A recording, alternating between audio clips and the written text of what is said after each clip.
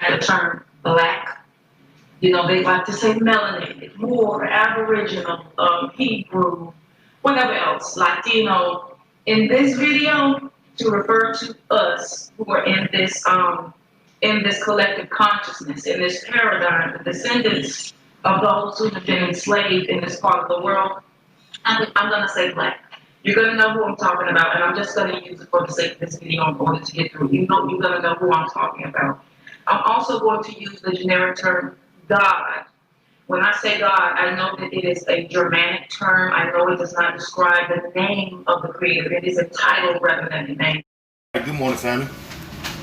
By way of this Queen's Lead, I'm about to provide commentary and photos and scholarship books, and we're gonna blow your socks off, family.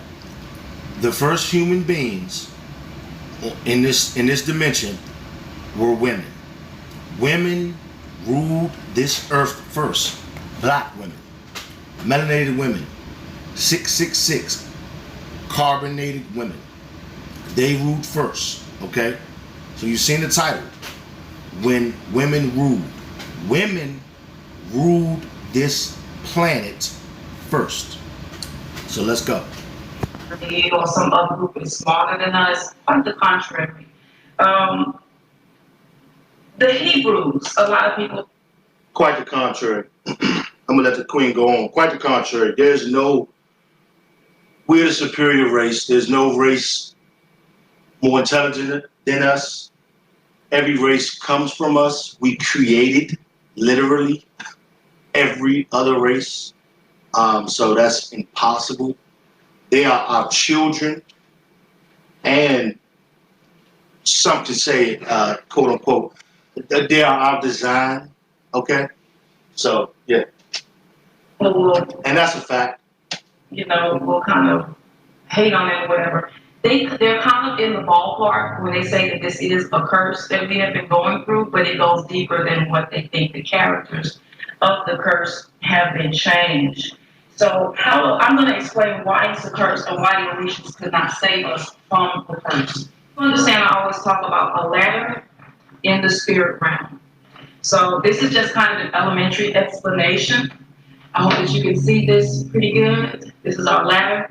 Now, consider this. Whether you believe that there is a creator, if you believe in science, whatever it is, the highest form of energy, the crown chakra, would be at the top, the most high creator, whereas we would be sort of at the bottom, at the base. So in elevation in the spirit realm, third dimension, fifth, sixth, and whatever other dimensions. Okay, fam, I'm just giving you guys some context real quick. So that those of you all who are listening do not think this is any type of spookism, okay? Spirits, demons, souls, everything down here, family, is light, energy, light, frequency, vibration, which combined translates into magnetism, okay? Spirits are light, okay? Your soul is light, high energy, light from space. Demons they're light, they're very low vibrational light. That's why they behave in a low vibrational manner. But it's not spookism, family, it's pure science. So I just got to preface y'all with that. Think of when you was in science class or chemistry class or doing any type of work with electricity. Digress. Then up here we have our ascended masters that have gone a little higher than just your lamadamas and gitanas and different spirits like that. Going further up. Remember, fam, spirits, souls are light. Our ascended masters. Those are our ancestors, spirit, those souls, light, who after death or transcendence from the human body, their souls escape magnetic field that is surrounding the earth. The earth is a sphere, and there is a cover an electromagnetic cover around the earth. Okay? And when your soul leaves your body, if it does not vibrate high enough, when it shoots up to get back to space, it's going to hit that that electromagnetic cover, and it's going to get reflected back down, and you're going to get reincarnated. And that's what you don't want. Our ancestors who mastered alchemy, their souls escaped. Okay? So that's why they're called our ascended masters. They have ascended. You see? So they're in the cosmos. That's where you want to be. Of the ladder, we're in the angelic realm. This is where the orishas and of your angelic entities reside. Excuse me.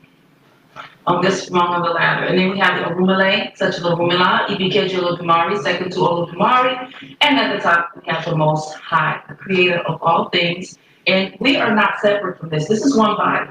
Mm-hmm. So there is no division. And just because someone is at the bottom does not make them inferior. It just means that they have to elevate back up to the top of the crown God body of elevation. And we come down here, we incarnate because we are created having a human experience so that we can go back up the ladder and remember who we are. But we forget on purpose, when we incarnate into this lifetime. Anyway, how this relates to this video is the Orishas are on this level of the ladder, whereas the Most High is up here, and this is us down here. In the ancient times, our ancient patriarchs were envious of the matriarchs because matriarchy was the rule. This was before, the cults of Amun-Ra and all of those types of things in Egypt. And the patriarchs, the fathers, the ancient fathers, they were jealous, I would say. And they overthrew patriarchs.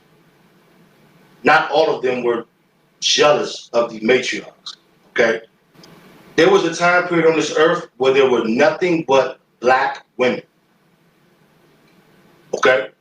I'm not even going to repeat that. Y'all heard me. There was a time on this earth where there were nothing but black women. Black women ruled this earth realm. But when they ruled, this earth realm was not in third density, or what you call three dimension, the third dimension. It was in a higher dimension. But they ruled first. This is why talk to any scholar, African scholar. It's well known. They say the black woman is God. And that's the truth, fam. On earth, the black woman is God, bro. Real talk.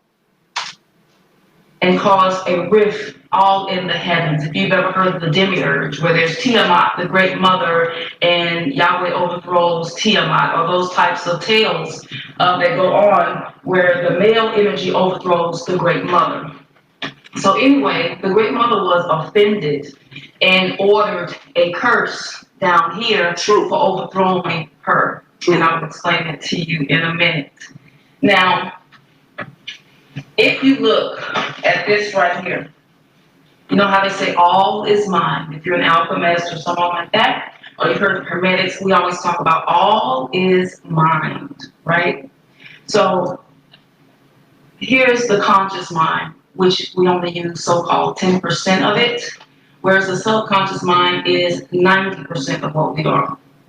It is said that a woman, a female, we females, we are the feminine aspect of we are the subconscious manifested. So the subconscious is feminine, where the conscious mind is masculine. Facts. That's why they are locked in their emotions. Okay? We're going to break down the science. This is why they're locked in their emotions. But if guided right by a masculine energy, they can, they can revert from their emotions when necessary. But without that masculine principle, they cannot. The subconscious mind is the hidden where things germinate like a womb, the things that you cannot see. And the conscious is what you can see. This is what we discuss, is the subconscious mind manifested. So all is mind, and 10% of our mind is conscious, which is male, and 90% is female. What is that telling you? That all is mind, because the creator is all things. That 90% of our mind is female. And if you are a male, that's a fact, family. That is a fact. I don't know percentage wise, but that's a fact as far as the subconscious mind being a feminine principle or a you got to remember, family, it's light, frequency, vibration, and magnetism. So think of it like it's electricity, family. It's like electricity. Positive, negative. The subconscious mind is the negative principle.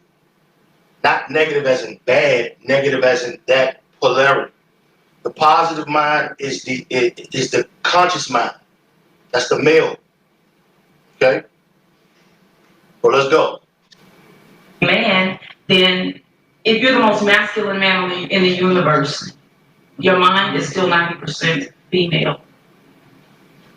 Understanding this, our body is 3/4 water. Water is considered to be a feminine sort of element, nurturing, and most of life has come out of water. So if our body is 3/4 water, the earth is about 96.5% water. That's telling you that 96.5% of earth is female in its manifestation, or feminine. So as above, so below. If we have all of this majority of energy, whether it be water, whether it be our subconscious mind, our conscious mind being female in the subconscious, then how can you not say that there isn't a mother goddess? How can there just be a father god all alone when father cannot even give birth to life? He can. Exactly, and that's a fact. See, the whole concept of it, of father time, father God, that's first of all, that's European, okay? And honestly, just to be honest with you, it's homosexual for real. But because you cannot be, no one is here without a woman. All three Abrahamic religions remove the woman, the female aspect of quote unquote God or supreme deity. It's patriarchal. It seeks to suppress the female. He helped create life, but he cannot manifest life through a womb. So when our patriarchs overthrew matriarchy, because they wanted their acknowledgement too, because they're just as divine, it put everything in an imbalance and turned the world into chaos. And when I say patriarch, I'm not talking about Caucasian, man. Caucasians weren't even on the scene. They were yeah, Caucasians didn't even exist. What happened was, and I'm going to give you guys scholarship, the Gnostic text, the Egyptian Book of the Dead, study the Dogon, and the Emerald Tablets, or the Laws of Tahuti. All right? What happened was a female supreme deity in the cosmos who is a light, she is a light worker. She's a god. She rebelled against the male supreme god. This is all in the cosmos. This is all in space. And she created an offspring without the male principle of the universe.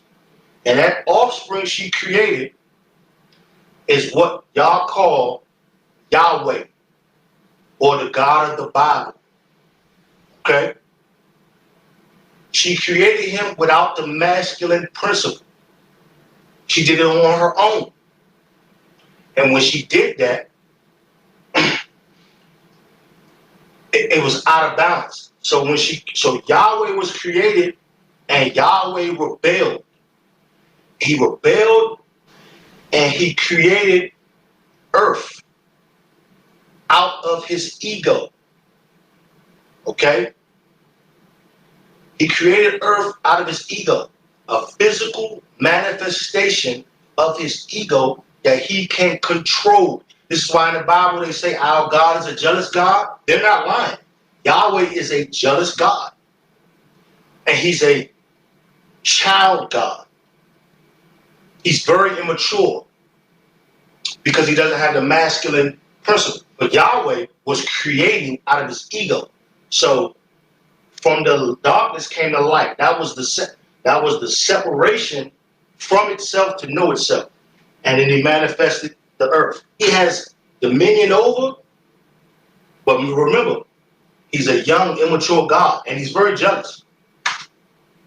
Black melanated patriarchs. These are our ancestors, our male ancestors, and not all of them, but it was black men, melanated men, ancient ancestors that overthrew matriarchy, desecrated the temples, desecrated, raped the priestesses, pillaged, took all of the ancient texts that the priestesses created, and then turned it around and said they created it. So you got texts such as Talmud, the Babylonian text, and all the different things like that that ended up becoming the Bible later on, and I'll explain that too. So all of this time, our suffering in this part of the world, you're thinking it's a race war, when really it was a gender war all along. And she's wrong on that one. It's a frequency war, family. Race translates into frequency. Remember, family, I told y'all, everything down here is light, frequency, vibration, and magnetism. Race translates into frequency. Every other race, their frequency is not the same as black people or African people because they are not melanin dominant. Melanin is 666, 6 protons, 6 electrons, 6 neutrons. Melanin absorbs the light from the sun, okay, translates into a frequency, a high frequency. When you lack melanin, the sun does not absorb, you don't absorb the sun. The sun actually damages you. This is a frequency war. It's not a gender war, okay? Frequency.